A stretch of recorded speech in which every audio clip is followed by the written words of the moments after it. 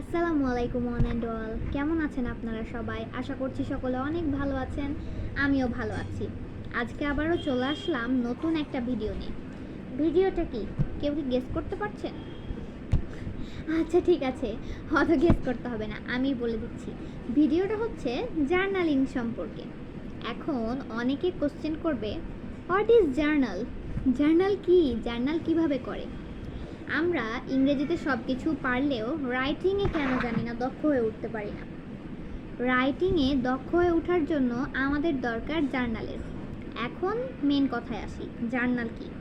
Journal হচ্ছে যে আপনার মনে যেটা আসে, যেই রকম চিন্তা ভাবনা, তারপরে যেই রকম কোনো কিছুকে নিয়ে লিখতে ইচ্ছা করে, সেটাকেই আপনি জার্নালে লিপিবদ্ধ করতে পারেন।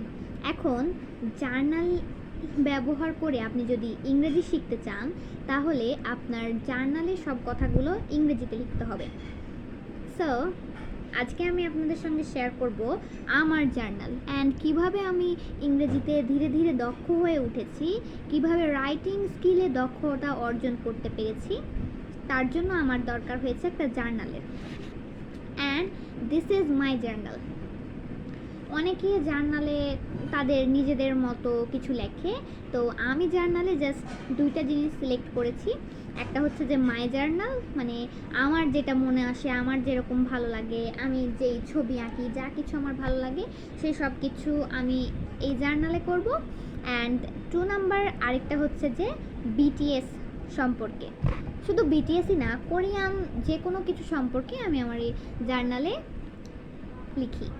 So this is my journal, and আমি ফ্রন্ট পেজটা এইভাবে ডেকোরেশন করেছি। আপনারা চাইলে আপনাদের ইচ্ছা মতো, আপনাদের যেটা মনে হয়, যেটা ভালো লাগে, সেইভাবে উপরে এই ডিজাইনটা করতে পারেন।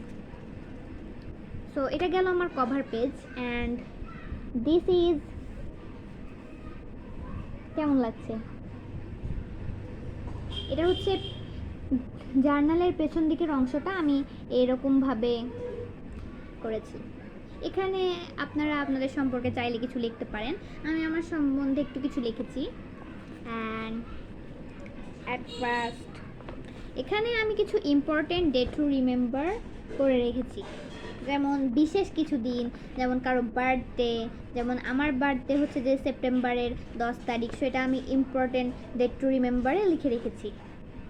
অ্যান্ড এরপরে চলে আসলো when জিন কাম ফ্রম মিলিটারি, অ্যান্ড আমরা আমাদের বাকি 6 মেম্বারকে জিনের জন্য দেখতে পাই।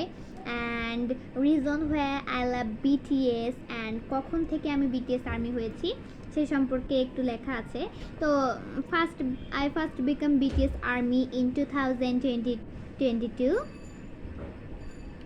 অ্যান্ড আমি হচ্ছে যে বিটিএস আর্মি হয়েছিলাম ভিকে দেখার পরে। তো এই বিটিএস সম্পর্কে আমি কিছু লিখে রেখেছি, কেন আমি বিটিএস আর্মি হলাম, কেন বিটিএসদেরকে ভালো লাগে, তারপরে ওদের সম্পর্কে একটু লিখে রেখেছি আর কি। 2 পাতা লিখেছি। এরপরে আমি হচ্ছে যে কুকির একটা জার্নাল বানিয়েছি। সব মেম্বারের জার্নাল আছে, এটা হচ্ছে কুকির জার্নাল। অ্যান্ড এটা হচ্ছে যে আমি বিটিএস আর্মি একটা বোম বানিয়েছি, যেটা আমাদের হচ্ছে যে আর্মিদের favourite light. And this is the journal, এটা হচ্ছে ভি এর জার্নাল বানিয়েছি। এটা হচ্ছে জিমিনের জার্নাল।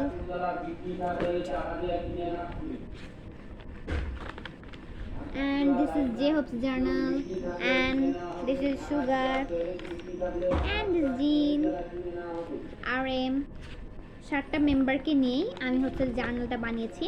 And this is butter song of BTS, এটা হচ্ছে যে আমি নিজেই ড্র করেছি, বাটার, চিজ, আর এখানে যেটা কুকির ছবি সেট করে দিয়েছি।